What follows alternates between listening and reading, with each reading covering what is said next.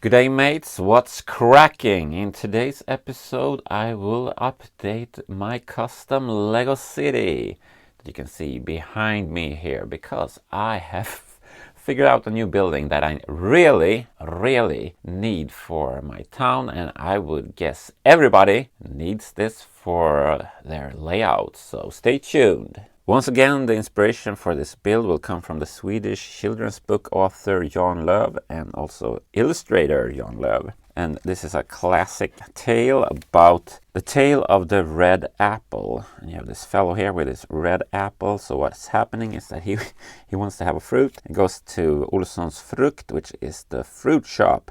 But he fools him and gives him a plastic apple. But listen, this is the thing. I want to build Olsson's Frukt.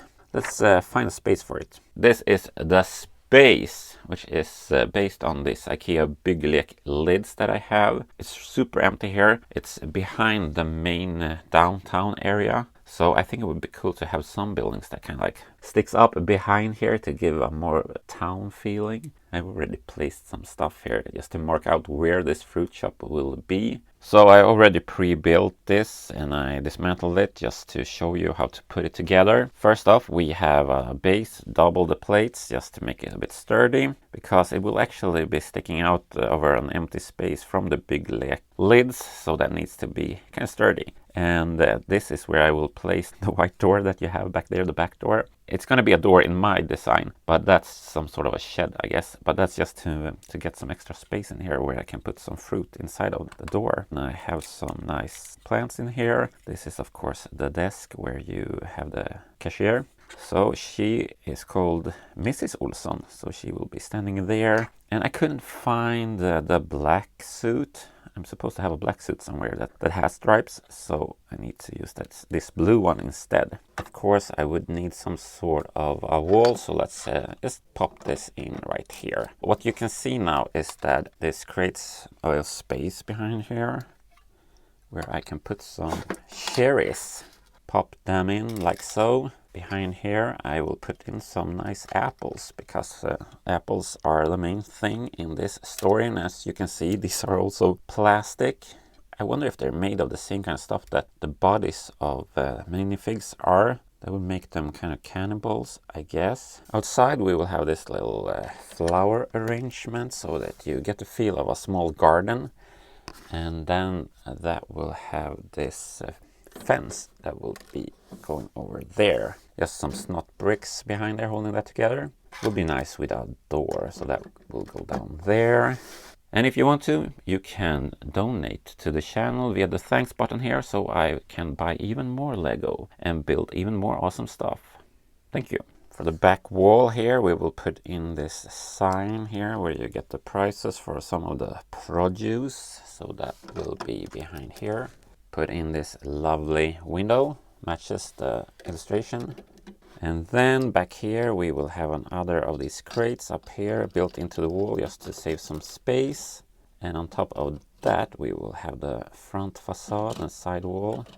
All right, and put on a sign here. I don't have Olsson's Frukt as a sign, but we have this fruit sign that we can have here with the banana.